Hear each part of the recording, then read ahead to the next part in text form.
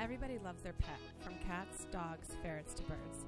They're an integral part of many families in America. Unfortunately, circumstances arise, like moving or not having the finances. This is why many people turn to Dakin Pioneer Valley Humane Society.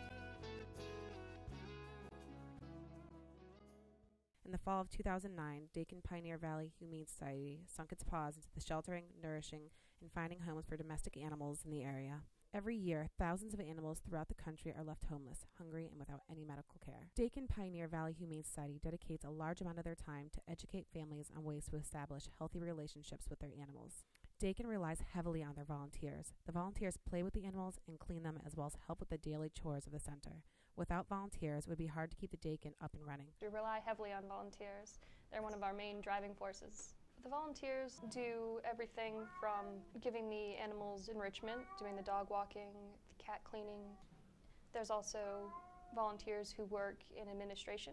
We have volunteers who help greet our adopters and show them around and introduce them to the animals. We couldn't get through our days without them. An animal adoption at the Dakin Center typically includes an administrator showing potential adopters around and helps them to find a compatible match to fit their lifestyle, as well as the animals that they wish to adopt. It starts off with someone walking in our doors. They tend to have an idea of what they're looking for. So first we talk to them about who's already in their home, both animal and people. Then we find a good match for them based on who we have at the time. It's just a simple application that they fill out, and if the animal is already spayed or neutered and they're ready to take them home, usually they go home same day.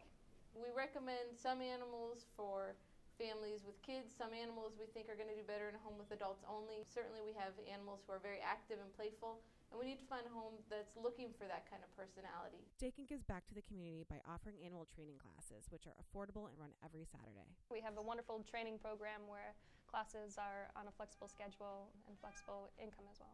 One of the advantages to our training program compared to some of the others in the community is that we're able to offer it on a sliding scale, which means that if you are committed to training your dog, you're not going to be denied because of funds.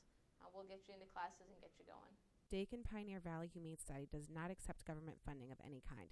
Money from donors and special events help keep the doors open so the animals can get adopted in loving homes. Our funding is strictly through private donation. We do not receive a cent from the federal or state government, so it's really the generosity of our community that keeps us going.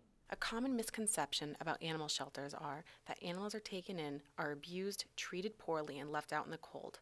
But fortunately, this is not always the case. Certainly there are occasions where we see an animal who's really suffered unkind treatment, but those are the few and far between. The average animal we see here is simply from a family who probably didn't think out before they got a pet all that meant and all the responsibilities that came with, and wasn't either financially or otherwise prepared to provide for that animal. So we do see cases of that, and of course it's very heartbreaking for us to see an animal who suffered any abuse or neglect.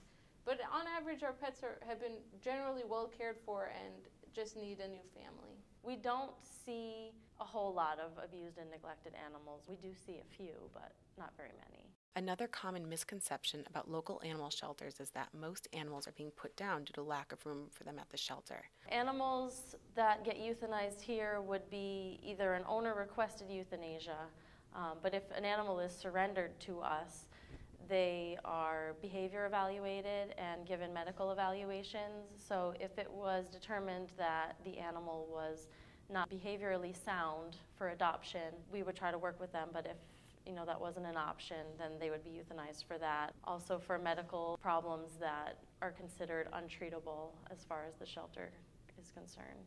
One of the programs that we have, our fee waived program for cats, adult cats, a year and older, is in lieu of the traditional $120 adoption fee, we send cats home for a donation. Whatever the adopter feels they can afford to give us and still provide a great home for that animal. One of the key components of Dakin Pioneer Valley Humane Society is our community spay-neuter clinic, which was opened in mid-October of last year. What we found is that most people absolutely want to spay and neuter their animals. The affordability has been a factor for so many, so we've made it affordable through our spay-neuter clinic. We're very lucky in the northeast part of the U.S. in that we've had great success with dog adoptions.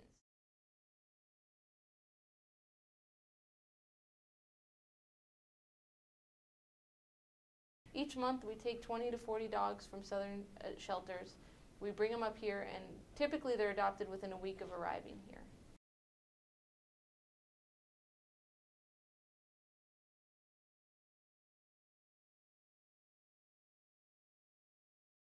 Preventing animal homelessness to begin with.